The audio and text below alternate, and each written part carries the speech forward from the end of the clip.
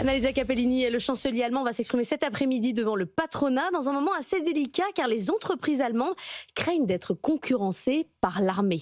Et oui, en fait, les salariés allemands pourraient quitter leurs entreprises pour aller rejoindre l'armée allemande, la Bundeswehr, tout simplement parce qu'elle paye mieux, puisque désormais, les jeunes qui s'engagent pendant au moins 6 mois dans l'armée allemande vont recevoir un salaire de 2600 € par mois. On parle en brut, en net, ça donne à peu près 2000 € par mois. C'est 450 € de plus par rapport à avant.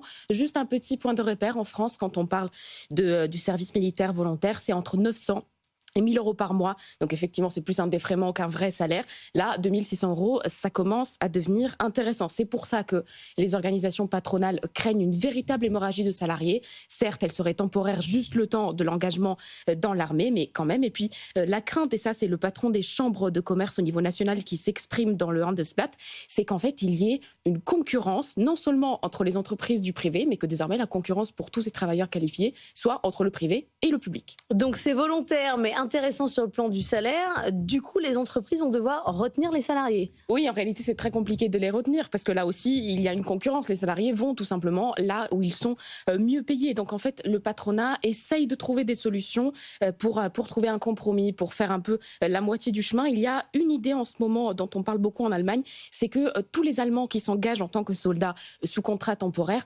profitent de ce temps pour se former. Il y a 1000 formations différentes, passer le permis de conduire, passer des certifications reconnues, passer des formations d'orientation, bref, se former pour être après mieux qualifié pour l'emploi civil.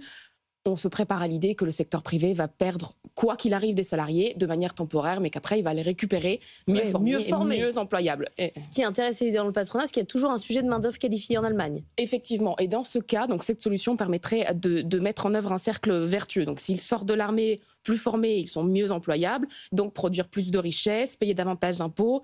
Donc, ça permet en effet à terme de mieux financer la Bundeswehr. Du côté de l'armée, on a besoin d'augmenter les effectifs. Oui, c'est l'objectif de Friedrich Merz qui veut avoir l'armée la plus puissante d'Europe. Pour l'instant, on en est encore très loin. L'objectif, c'est d'avoir 460 000 soldats d'ici 2035. Selon les dernières études, l'objectif ne sera atteint qu'en 2039. On parle beaucoup en ce moment en Allemagne de service militaire obligatoire. C'est peut-être une solution pour convaincre les jeunes d'y aller. Et bien même ça serait insuffisant parce que ce qui compte vraiment, c'est le nombre de jeunes qui choisissent après de rester dans l'armée.